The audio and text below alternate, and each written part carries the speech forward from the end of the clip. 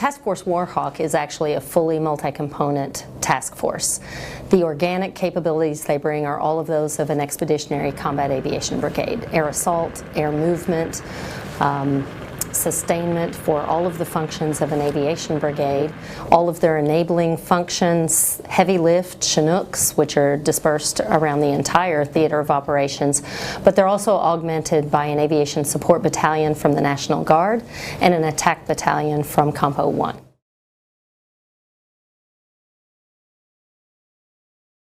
So in addition to all of their MOS skills and all of the aviation capability that we bring to the battlefield, you'll find that the experience sets of the civilian skills, civilian employment, and the sort of more full life outside of the military brings problem solvers to the battlefield. So our soldiers who may be running a fueling and arming point will also be able to run networks, construction, teachers, contracting. And these people really bring a plethora of professional skills to the table so that in their widely distributed, very small, low density sites scattered all across the entire AOR, Iraq, Syria, Kuwait, even down into Jordan, operating in Bahrain, they're able to function in a more coherent and more full way than their numbers really would belie.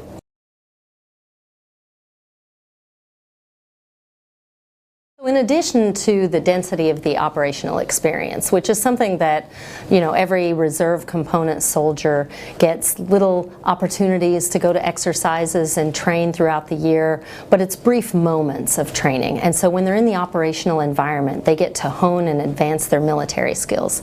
But professionally, the opportunity to attend their military education schools and to go into other courses like the Signal University to enhance some of their occupational skills that they don't have available back at home station is one of the advantages of being in the ARCENT theater.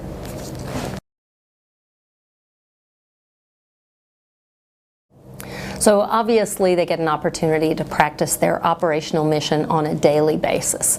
And so it refines the sophistication and precision of the skills, particularly with aviation skill sets. The crew members' ability to really operate in a high stress environment, nighttime, harsh weather, really low-level flying in a threat condition with all of the full suite of capabilities on their aircraft. There are some pieces of equipment that are so low density in the United States Army that they're only available when you're on a deployment. So the opportunity for our soldiers to get their hands on this equipment and use it day in and day out really builds a muscle memory so that the next time we have to go deploy or we respond on short notice, they've already built an inherent skill in this equipment.